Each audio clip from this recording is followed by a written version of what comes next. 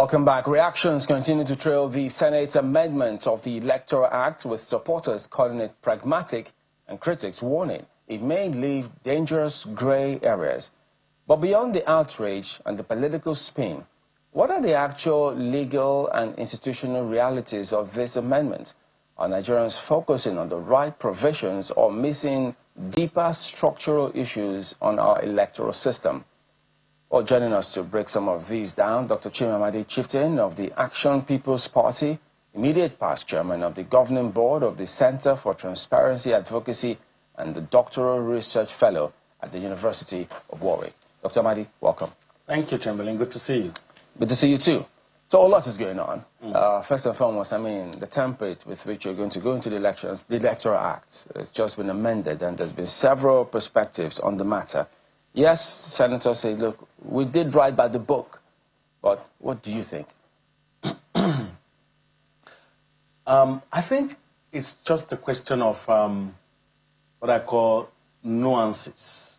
You know, you need to look deeply to understand that that even the words, the play of words, can have very serious impact on our elections and the way it's conducted, which is why the vigilance of the people has come to the fore, and what someone has called a hula baloo in the electoral space, because of wording. You will need to put what the House passed with what the Senate passed side by side to understand the clear differences and why people are angry. Let me play two things for you. First, we've got some part of the chairman of INEC, Mr. Mukbuton, saying there might be challenges. They're not 100% in charge of the technology. And then we would equally play the former chairman of INEC's piece on the transmission of results. Let's listen to both of them, guys, can we?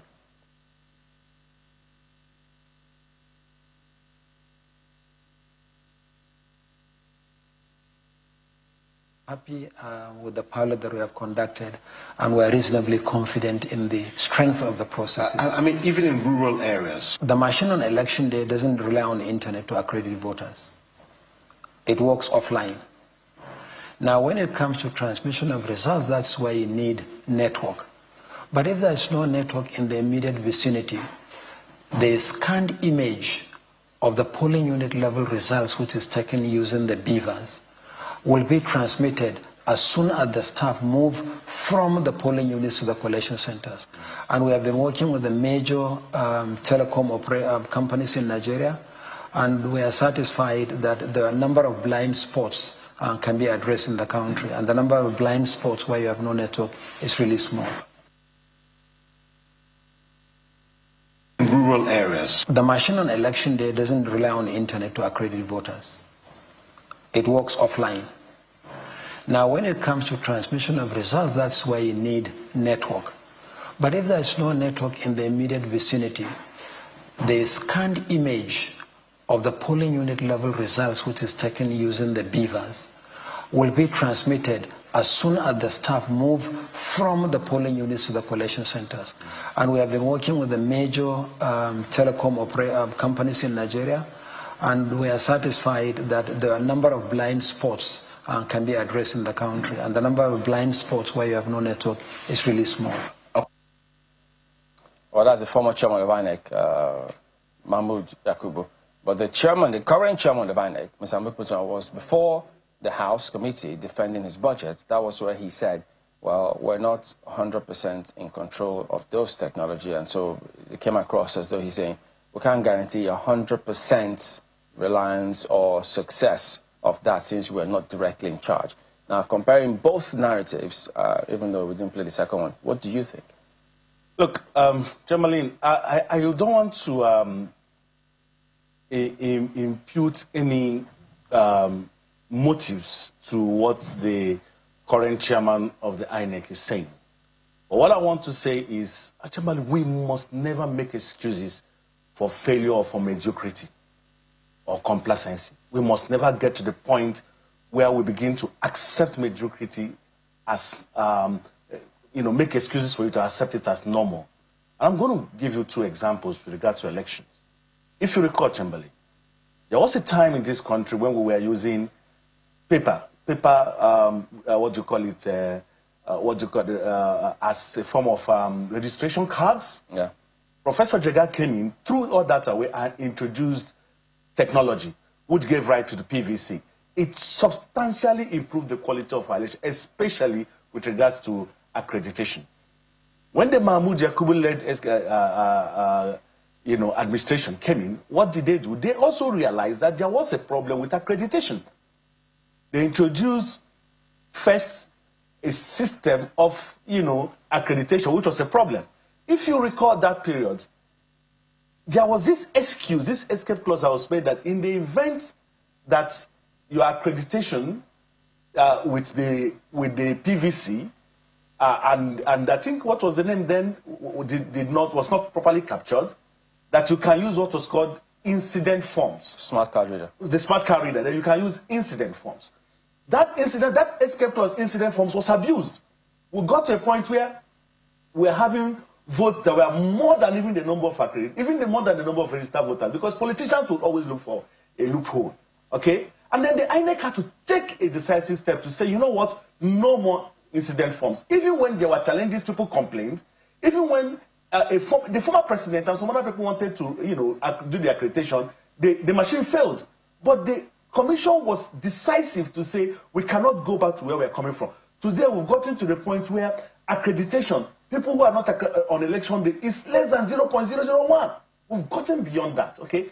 And it has improved the quality of our election. Now, we've also discovered that there is a problem right now with transmission, because you have situations where we have conquered election day experience on election day, even at the polling booth.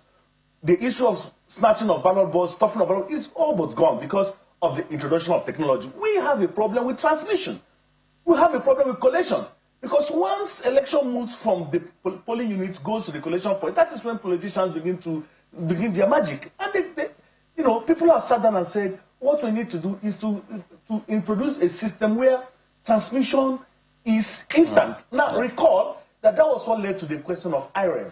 INEC introduced IREV as a stopgap measure to see how you can deal with these challenges. But the courts, in their wisdom, said that IREV did not have a legal backing. Now, the Electoral Act, as you're saying, is an attempt to give a legal teeth to issues like IREV and transmission. What you had the INEC chairman, the former INEC chairman, say was, an institution that is on top of his game, that realizes that even though there's going to be challenge and mistake, but we must have to do something to give the election some form of integrity. Saying you don't have control over XY factors is creating what we have today, where you now have escape clauses. And let me tell you something, if you allow that escape clause to remain, it is going to be abused by politicians, because we know this is what politicians do at best. All right, it appears you've already hit the ground running in terms of you vying for the #1 seat in Imo State. Why did you get in? What makes you think you could, actually clinch it? Well, first of all, we need to get to a position where traditional critics like those of us from the civil society, we call ourselves traditional critics, because our work is to find faults and bring those faults to the fore, so you can make corrections. We are not to praising anybody. Our work is not to pat you in the back. It's to find what we are not doing well, constructively criticize you, and show you how you can do it better, so to make governance better. But we have also found out over time that for some of us who have refused, they say that the triumph of evil over good is when good people sit down and do nothing. It is important that some of us throw our hat into the ring and bring some of these ideas that we think we have, bring it to the practical scene of politics, where we can, it can be put to the test and see whether it can benefit the, alleviate the plight of the people. And so you can't forever sit there as on the table, on the chair, and just keep criticizing without doing something. You have to do something. And what is the confidence? Where have I derived my confidence? My confidence comes from my years of experience over time. The ideas I have put into to the public for people to talk about. People have said these ideas are good ideas. The work I have done over the years, my experience, whether it is as a scholar, whether it is as a business person, whether even as somebody who has been in the protest industry. And I think that people have noticed it, my people have noticed it, and they the clearing call was made and I answered it. How do you plan to wrestle power? Because, I mean, people assume that the governor is not just going to sit back and just allow maybe an outsider, meaning not in his party, take over Douglas House. How do you plan to wrestle that from them? Well, Imo State is a very unique state. Imo State is the only state in Nigeria where you've had 4 or 5 different parties, wrestle power using your phrase. The first party to have governed Imo State was the PDP. The next was the Hakim administration, which was not even of the PDP, and the PPA. PPA. Then after that, you had ABGA. Then after you had the governor went to AA, and then APC. You understand? So Imo State is peculiar. The Imo people are very sophisticated. There's a very sophisticated electorate that look at what you have to offer. They look at what you're saying, and they make decisions and they go to the polls. So if your message resonates with the people, if your track record is something they identify with, and if you somehow find a way of pushing it from community level to individual levels, and also finding a mechanism to stop rigging. You understand? You have to, and this is why we are also very concerned about this play of words with an attempt to whittle down the efficacy of the Electoral Act. If you recall, in Imo State is a test case for what is happening right now. In the last election, while what was uploaded through the IREF had a different figure, what was exactly collected and announced at the final score was a different figure. So the same thing happened somewhere, I think, in Rivers State. So you need to know you have your work cut out for you, and that is why we insist that this has to be gotten right. But we believe that our message is resonating. For someone who is considered a newbie, who just got into this, and the kind of acceptance we have gotten, and the kind of registrations that have poured into our party, it's really encouraging. And I think that the APC in the state should be worried about our entrance. Ayo. Thank you, Chamberlain. Dr. Madi, permit me to take you quickly to the previous conversation. We'll come back to this one in a moment. Now, talking about the law and all the interventions that are making the rounds, which one do you think it is? I mean, thankfully, you are a scholar. Do we have a process problem, a legal or law problem, or a people problem? What exactly do you think the problem is in the electoral system? You've talked about the things that we have outgrown over time, but here we are still dealing with another thing. Because one would wonder, after this one, what else?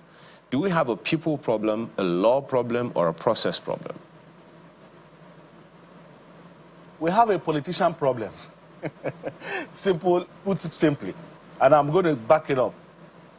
Nigeria is perhaps one of the only countries where every election cycle we amend the laws, wholesale amendment of the enabling statutes that, for grounds or that give the backbone to our elections. So what you have is a situation where after the election cycle, politicians get sit back, look at what worked, what didn't work for them, see how they can, play around with it, and then put in place amendments to that particular, to the rule book to favor them.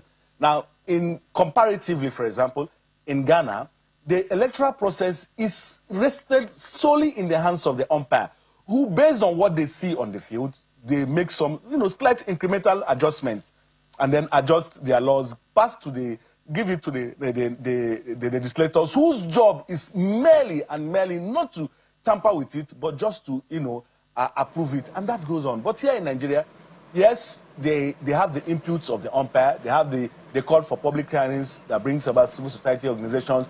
But at the end of the day, what you see here is politicians being politicians. I'm thanking God that the people are vigilant, and what you are seeing, the whole protest you are seeing, and even within the National Assembly, I understand that the House of Representatives are against the amendments that was introduced by the Senate, and I think right now they are having a harmonization committee where they're looking at those clauses. So yes, it is important to look at your laws after testing it on ground, see where you can make them better. But every time you have wholesale amendments, which are not altruistic, I must say, these amendments are based on what politicians perceive as working for them and what is not working for them, and then it is introduced. It is not good for the system. And so when you see this, you see a situation where the politics is constantly overheated. On the issue of whether we have a people problem, I think we're slowly going beyond that, because we see where the people are now actively involved. The protests that are going on is people that are conscious enough, aware enough. Before now, you will see these amendments surreptitiously passed without even anybody realizing what is happening, and it is already passed. But now the people are aware. People are reading clause by clause, line by line, what the amendment is saying, and picking up each word and putting it to the test and saying, no, you can't get away with it. So are we there yet? I don't think so, but I think we're making progress. And I also think it's important that institutions are strengthened from time to time. And that's my next question, Dr. Amadi. So from what I've heard you say, we seem to have an institution problem. Unfortunately, institutions are not ubiquitous. They are run by people. They are run by individuals, by human beings, by politicians, some of them, and by professionals such as yourself. So, to strengthen the institution that will be able to withstand any activities, any vicissitudes, if I can use the term, from anyone else, politician or whoever, how do we do that? How do we build a resilient institution that will be insulated against whatever attacks any politician or individual can bring against it? Because as you know, unless we have that, the trust quotient in our institutions are extremely weak. Integrity and enforceability. Institutions, like Douglas North defined it, it's just a body of laws, really. And then when you set up, these laws themselves are enforced by human beings. So the enforceability of laws, saying that once their laws have been passed, legal frameworks are put in place, they become sacrosanct to the extent of of the letters of that law, and then they must be enforced. There cannot be sacred cows in the enforcement, and that's why you talk about rule of law. You must enforce it to the letter.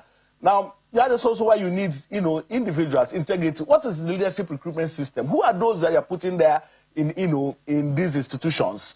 The process of electing those who make these laws. How did it go through? And I think one of the amendments in the Electoral Act is also about party, the process of party primaries, how candidates emerge.